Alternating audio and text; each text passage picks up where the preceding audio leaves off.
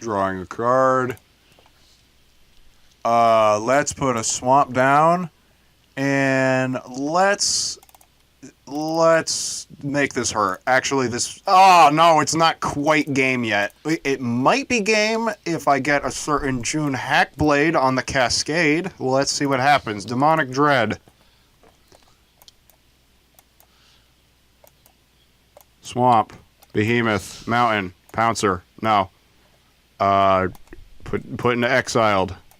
Take another 5. Putrid... God damn it, it's not a creature with haste. But yes, now the Demonic Dread is going to block your Aethercast Knight from being able to block. Yep. Make sure you actually put those cards from your exile at the bottom of the library. Yes. Thank you for reminding me, actually. Okay, so the Cascade is done. Next, I'm going to pay 3. I'm going to equip the Mage Slayer to the Valley Ranet. Yep. And then I will swing into you for 6 with Mage Slayer damage. 6, and then during damage, I take another 6. 1, 2, 3, 4, 5, 6. Yes, isn't this quite a pickle? Very much so. All right.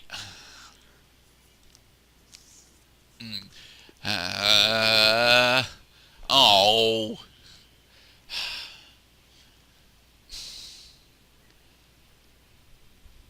But you're not an artifact creature. Damn it.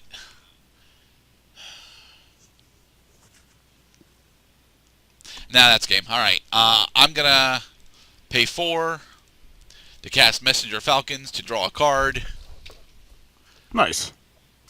I'm then going to play a Plains. And I'm going to swing at you for 3 with Aethercast Knight. Alright. I am going to not block it and take 3 damage. Alright. 3 damage. And with that, I will end. Yes, and that is the game. Because as soon as I enter my main phase, all that I gotta do is pay 6 for a 5/1 with haste. Swing. Swing out. 1, 2, 3, 4, 5, 6. For blocks, I'm going to block your Igneous Pouncer with my Messenger Falcons. Alright, and then you take another 8. 1, 2, 3, 4, 5, 6. Good game, Cloud. Good game, Gerdette. Alright, now, we did show off quite a bit of the really cool stuff that's in Alara Reborn, honestly. It's really a set that focuses on multicolor.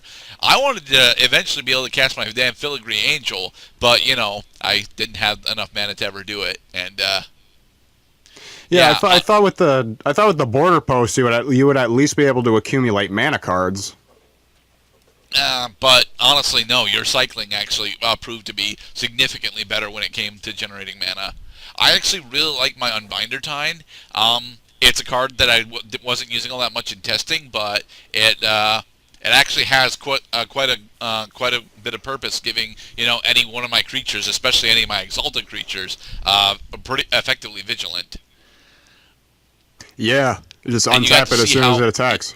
You had to see how terrifying a double Even Mimomancer is, which is nice. If you were running actually artifact creatures, I've got this, the Aethersworn Shield Mage, but, your Mage Slayer's not a creature, so... Aethersworn Shield Mage. Comes into play, prevent all damage that would be dealt to artifact creatures this turn. Oh, it's 2? I thought it was by.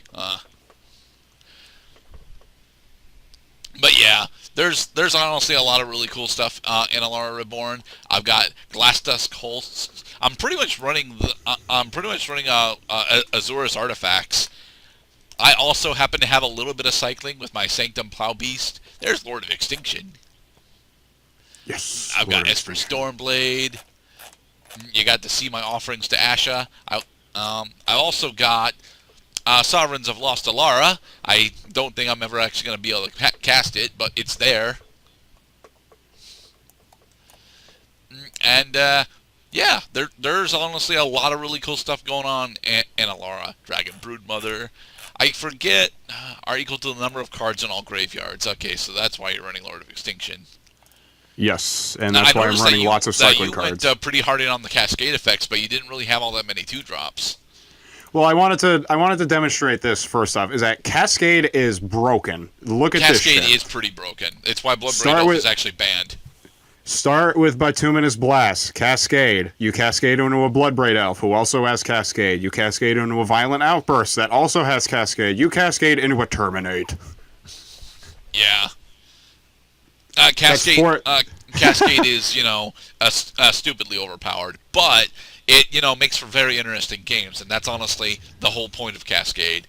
Well, it's supposed to. What ends up usually happening is that people cast Bloodbraid Elf into, it's not Phyrexian Unlife, but it's the card that combos with Phyrexian Unlife, and it's a modern deck. Living End, that's it, Living End. Fuck Living End. So it's a 3-drop card? No, it's a 0-drop card. Oh, fuck that shit. Living End. A Living End does not have a cast cost, so if you cascade into it, you get to cast it for free. So it's bullshit. Yes, Cascade is quite dumb. I don't like it how players can control the converted mana cost of cards in their deck to make it so that the Cascade will guarantee going into the deck. Will Cascade going into that card, because Cascade does not stop until it gets a land card that gets a non-land card that has fewer mana cost. Right. And you can control which cards would have fewer mana cost. So that was a thing. Dragon Broodmother was teased out numerous times, usually on the Cascade. Broodmother, I like that. I can open turn 7 with both the Broodmother, who's able to attack, and a 1/1 dragon creature token with Flying Devour 2. Although I never really used the Devour 2 ability on the dragons. I didn't want to use any Devour.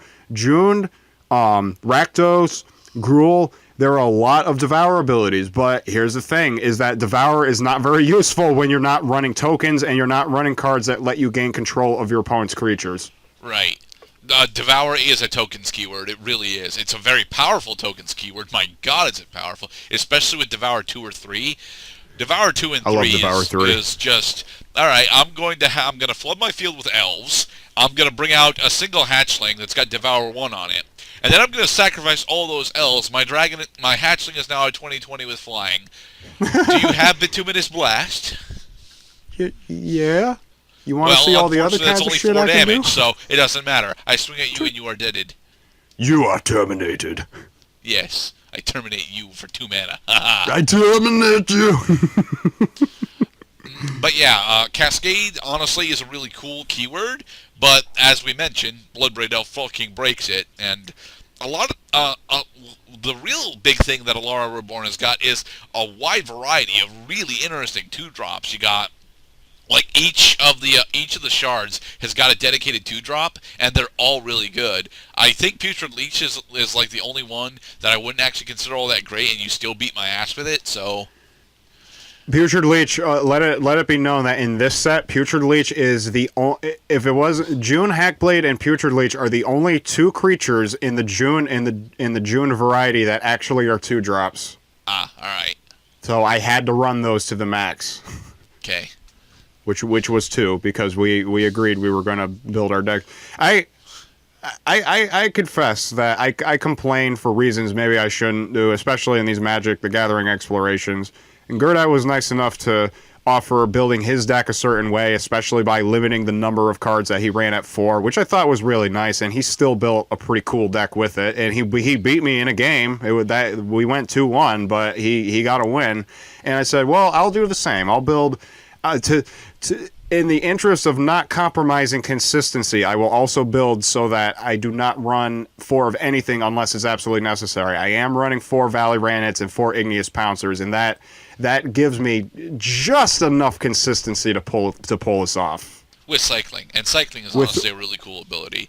It would get better in Amonkhet, but we've not covered Amonkhet yet. So tap 1 to cycle the monstrous Carapace to draw a card. Yeah. All right. Anything else that you want to say about Alara, or at least Alara Reborn? Well, I wanted to point out that this is probably the first Magic the Gathering exploration where we actually have all 5 colors on the battlefield. Well, currently I've got white and blue, and you've got red, green, and black. So yeah. Yes. Are you saying that you want to do the Sunburst set next?